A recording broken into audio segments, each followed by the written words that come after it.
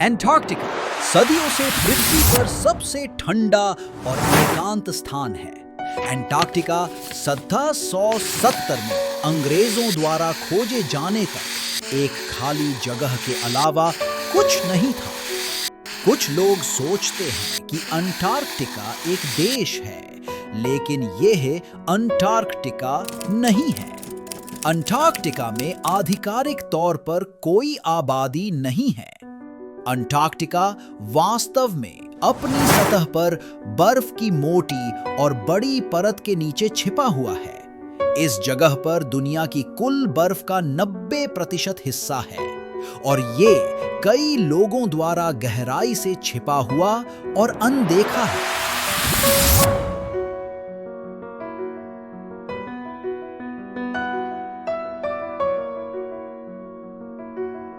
Antarctica की सतह पर पृथ्वी पर किसी भी अन्य स्थान की तुलना में सबसे मोटी बर्फ है।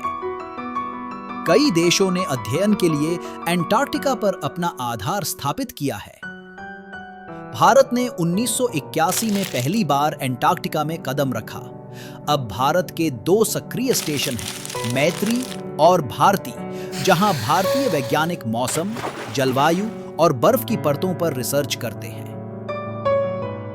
भारत का मिशन अंटार्कटिका में विज्ञान के क्षेत्र में एक बड़ा योगदान है। यहां भले ही इंसान नहीं रह सकते, लेकिन कुछ जीव जंतु यहां जरूर रहते हैं। सबसे प्रसिद्ध हैं पेंगुइन। इन पेंगुइनों को इनके शांतिपूर्ण जीवन के कारण एम्परर पेंगुइन नाम से पुकारा जाता है। इसके अलावा सील, व्हेल और कई तरह के समुद्री पक्षी भी अंटार्कटिका के आउटगिर रहते हैं।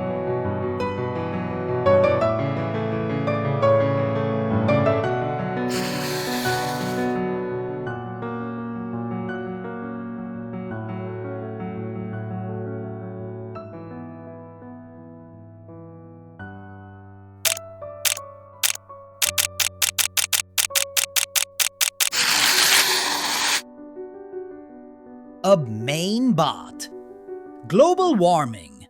अंटार्कटिका दशकों से क्लाइमेट चेंज का सामना कर रहा है। पिघलना पूरी दुनिया के लिए खतरे की घंटी है।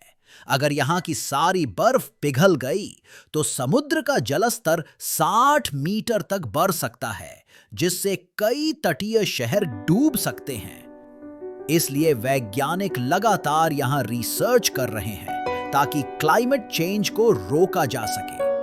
तब हम सुरक्षित हैं, लेकिन भविष्य में इसका प्रभाव कई देशों के लिए घातक हो सकता है।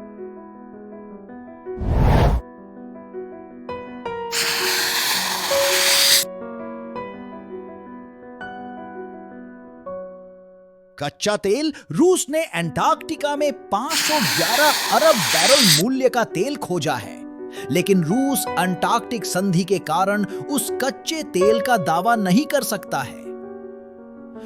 1959 में 12 देशों ने मिलकर अंटार्कटिक ट्रीटी पर साइन किया, जिसमें तय किया गया कि अंटार्कटिका को केवल शांति और विज्ञान के लिए इस्तेमाल किया जाएगा। कोई युद्ध नहीं, कोई खनन नहीं, सिर्फ रिसर्च।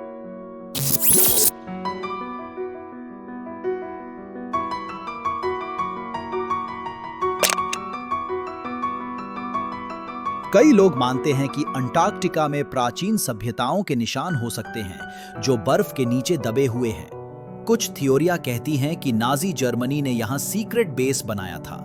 कुछ लोग तो यह भी कहते हैं कि यहां एलियंस के संकेत मिल सकते हैं। वैज्ञानिक इन बातों को साबित नहीं कर पाए हैं, लेकिन ये कहानियां आज भी लोगों की कल्पना को उड़ान देती हैं। अंटार्कटिका सिर्फ एक बर्फीला महाद्वीप नहीं, बल्कि वो आईना है जिसमें हम भविष्य देख सकते हैं। अगर हमने प्रकृति से खिलवाड़ जारी रखा तो अंटार्कटिका हमें आगाह करता रहेगा।